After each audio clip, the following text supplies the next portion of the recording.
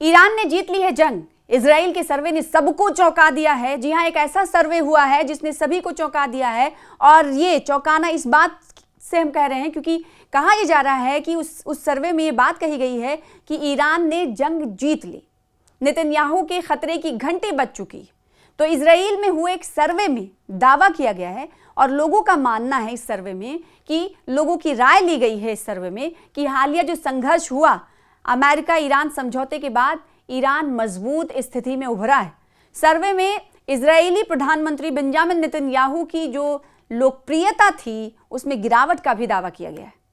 इस सर्वे के बाद खलबली मच गई, हड़कंप मच गया। इजरायली पीएम और उनके जो ऑब्जर्वर हैं वो इस सर्वे को देखकर कहीं ना कहीं वहां पर हलचल मच रही है। ईरान और इजराइल अमेरिका गठबंधन के बीच संघर्ष लगातार 40 दिनों तक चला, जिससे पूरे मिडिल ईस्ट में भारी तबाही हुई।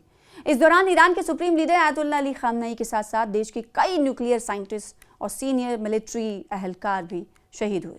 सुप्रीम लीडर की शहादत के बाद ईरान ने इजराइल और मिडिल ईस्ट में मौजूद अमेरिकी मिलिट्री बेसिस पर मिसाइल और ड्रोन से हमले किए थे, जिससे अमेरिका को भारी नुकसान उठाना पड़ा। इस नुकसान के बाद अमेरिका ने तेहरान से युद्ध विराम का अनुरोध किया था। इसके बाद युद्ध विराम समझौता हुआ और अब एक व्यापक समझौते के लिए बातचीत चल रही है। इस बीच लोग ये तय करने के लिए युद्ध के नतीजों का आकलन कर रहे हैं कि आखिर कौन जीता और कौन हारा। इस मामले पर किए गए एक ताजा सर्वे के नतीजे जो आए हैं वो चौंकाने वाले हैं। इजराइल में हुए एक नए सर्वे में ईरान को लेकर चौंकाने वाले दावे सामने आए हैं। सर्वे के मुताबिक तकरीबन 92% इजरायली शहरियों का मानना है कि ईरान के साथ हालिया जो संघर्ष हुआ, स्ट्रगल हुआ, जंग खिलाफ वर्जियां हुई और ईरान और अमेरिका के समझौते के बाद कहा यह जा रहा है कि ईरान मजबूत स्थिति में उभरा है। अब रिपोर्ट में किस तरह से दावा किया गया है ये भी आपको बताते हैं। रिपोर्ट में दावा किया गया है कि प्रधानमंत्री बेंजामिन नेतन्याहू के दक्षिणपंथी समर्थकों में भी लगभग 93.1% लोगों की यही राय है। नेतन्याहू की तो क्या ये माना जाए कि लोकप्रियता धीरे धीरे लुढ़क रही है, गिर रही है। सर्वे में ये भी कहा गया है कि इस घटनाक्रम का असर नेतन्याहू की लोकप्रियता पर भी पड़ा है। जून में उनकी लोकप्रियता घटकर करीब 29% तक पहुंचने का दावा इसी सर्वे रिपोर्ट में किया गया है। तो माना जा रहा है कि हालिया युद्ध, सुरक्षा चुनौतियों और राजनीतिक फैसलों को लेकर जनता के बीच असंतोष बढ़ा है। लोग जिस तरह से पहले बेंजामिन नेतन्याहू पर यकीन कर पा रहे थे, अब नहीं कर पा रहे हैं, जिसका असर उनकी जन स्वीकृति पर भी दिखाई दे रहा है। यानी साफ हो गया है कि अगले चुनाव में नेतन्याहू की करारी हार की तरफ इशारा लोग कर रहे हैं। एक्सपर्ट्स मानते हैं कि प्रधानमंत्री बेंजामिन नेतन्याहू की लोकप्रियता पिछले कुछ समय से लगातार गिर रही है। उनका कहना है कि हालिया युद्ध, सुरक्षा चुनौतियों और घरेलू राजनीतिक असंतोष का असर जनता के रुख पर दिखाई दे रहा है। तो ये कहा जा रहा है कि इजरायली प्रधानमंत्री बेंजामिन नेतन्याहू अपने ही घर में घिर गए हैं। अपने ही लोग उन्हें अब उस तरीके से अहमियत नहीं दे रहे हैं जैसे देते थे। और यहाँ आपको बताएं कि इजरायलियों के बीच भी कई खाने हैं, कई तरह के यहूदी खान बटे हुए हैं, 4 या 5, उसमें भी असंतोष दिखाई दे रहा है। इजराइल में एक कानून ये भी है कि जिसके भी घर में मेल होंगे वो 1 या 2 वर्ष तक मिलिट्री में खदमात अंजाम देंगे। उसमें एक ऐसा तबका है ज्यूज यहूदियों का जिस एक तबके को इससे छूट मिली है। तो ऐसे में बाकी के जो तबके हैं वो असंतोष जताते हैं और ये कहते हैं कि आखिर हम मरने के लिए हम ही क्यों जाएं। ऐसे में वो जो तबका है वो कट्टर सोच का यहूदी माना जाता है और कट्टर सोच के यहूदी धार्मिक तौर पर बहुत मजबूत हैं और उनका ये मानना है कि वो इन तमाम छूट से दूर हैं।